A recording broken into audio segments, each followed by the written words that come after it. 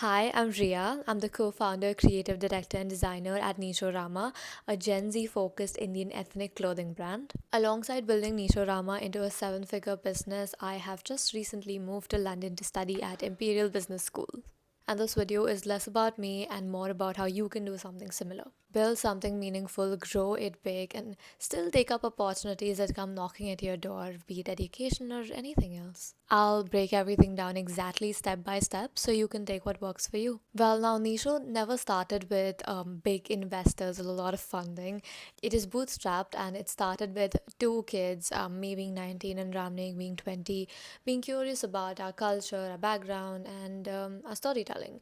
The gap in the market we aim to solve is that 80% of the apparel wear business is still Indian wear in India, but nothing is for young adults. Everything's very auntie focused, too old fashioned, and then that also kind of pulls us away from wearing Indian and embracing it, right? So we created silhouettes that mix tradition and modern fashion with still keeping the authenticity of the fabrics. I'm talking about pomegranate dyes and indigo and whatnot, everything handmade. Everything that the Western world pays a pretty penny for, and we have absolutely forgotten.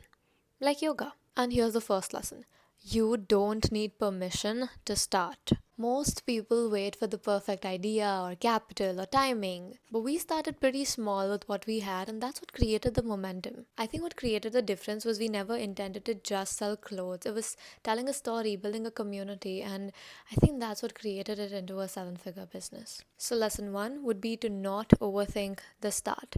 Just begin with whatever you have: the skills, the resources, the network. A lot of people still ask me that if I already had a business, why did I choose to study? Here's the thing: running a company gives me experience, but to make it global, I need the exposure, access to investors, frameworks, and perspectives. And that's why Imperial, because not only does it have a great brand value and certification, but also a very strong ecosystem. I mean, professors who've scaled businesses themselves are running multiple together, classmates who are either future VCs, investors, or even entrepreneurs. And honestly, London's startup scene by itself, it's different. So the takeaway here for you would be, even if you're doing well, never stop learning. Sometimes it's going to be formal education, or mentors, or accelerators, or masterminds. The point is, seek rooms that stretch you. Now let's talk logistics. How do you run a business while going to school? For me, it's three things. First one is systems.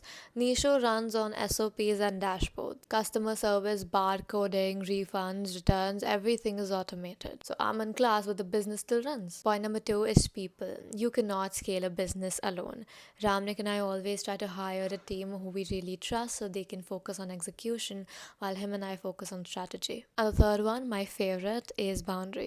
The first bit is always for Rama, calls, work, etc. The second bit, the afternoons for my lectures, any schoolwork, etc. And the last bit, evening, is for working out, social events, networking, all that. And of course, content. The key lesson here is that if you want to balance multiple roles, then make sure to make systems that don't need your presence 24/7. The biggest shift is actually the mindset.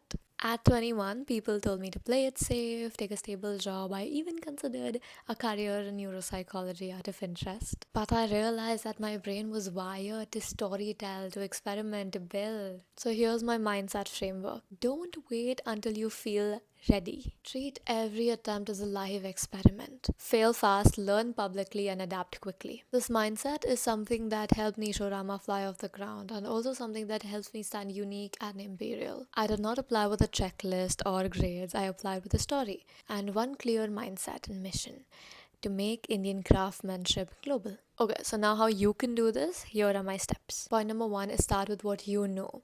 Your first business does not need to be groundbreaking, it just needs to teach you execution. Nisho is a seventh venture. Point number two is build your personal brand. Content gave me the power of visibility, credibility, and an eye for investors. Share your journey, don't hide it. Point number three, think long term. Don't chase small wins, but build onto ideas that compound. Point number four, invest in yourself.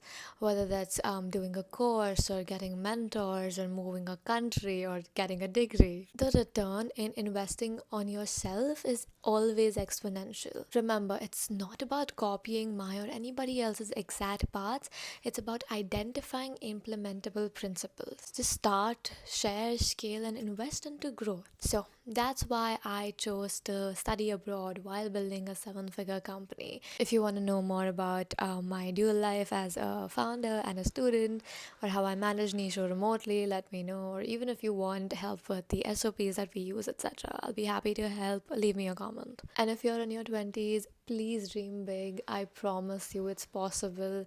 You just need to start. Alright, then, see you the next time.